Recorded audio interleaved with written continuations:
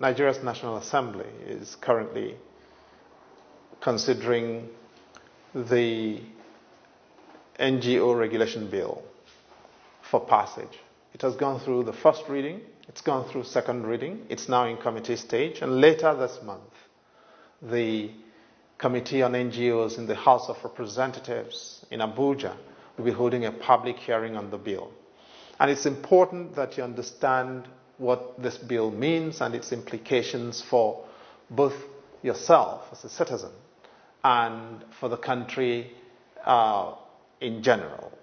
And let me be clear, this is the most dangerous piece of legislation that has come for consideration in the National Assembly since the return to civil rule in 1999.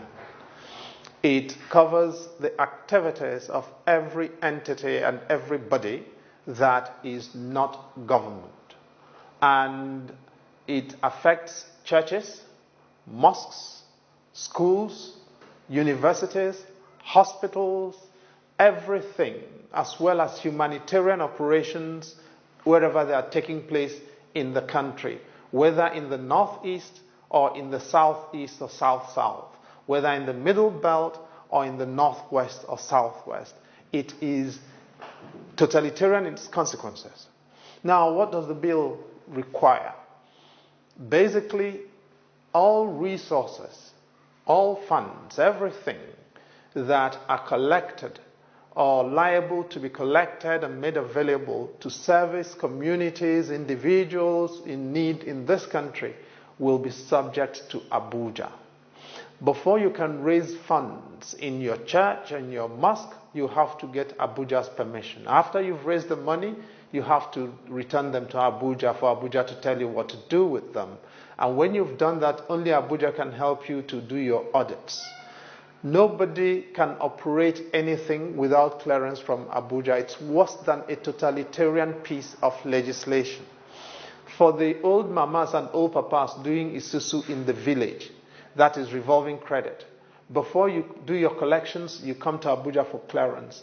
After you've done your collections, before you share the money or rotate the collections amongst the beneficiaries, you come to Abuja for clearance. Ahmadiyya movement will have to come to Abuja for clearance. NASFAT will come to Abuja to do anything. The mosques that do collections every Friday to support people in their congregations and their communities will all have to account for that money to civil servants who will either tell them what to do with it or collect it and trouser it into their pockets. The churches will be out of business, the mosques will be endangered. This is what the legislators want us to subscribe to. And as a citizen, you've got to understand that this means that there will be no voice of criticism for government. Nobody can tell government anything. What this body proposes to do, what government is proposing with this bill, is that after it has been passed, everybody organizing in Nigeria under any form, students, Old Students Association, Reverend Sisters in convents, Reverend Fathers and pastors, wherever they may be, imams, alfas, and everybody, you will have to apply to Abuja for them to register you to operate. If they agree to register, they can refuse to register you, in which case you cannot do anything. Now, if they agree to register you, however, you will have to only hold that license for 2 years. After those 2 years, you will have to apply for them to renew your license. If they agree at that time to renew your license, you can continue operating for another 2 years. If they don't agree, that license lapses. If you try to do anything without that license, you'll be liable to be imprisoned for 18 months. And if they are sympathetic and agree not to send you to jail, you may be let go with a fine of 500,000 naira. The civil servants will collect this money in the name of the politicians. It will be used to fire up political power that will not be accountable to any one of us. And this is why I'm saying that this is the most dangerous piece of legislation that's been considered in our country to date, in the past 20 years. But you can do something about it. This does not have to be law.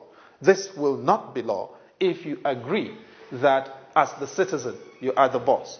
Contact your legislator at the state level, contact your legislator in Abuja, contact your senator, and your distinguished senator in your senatorial zone, and tell them this will not happen. This is your country too. And unless you fight for it, these people are going to destroy it, not just for you, but for your children and for your grandchildren. And that they don't have a mandate to do. My name is Chidi Anselm Odinkalo. I'm a Nigerian citizen.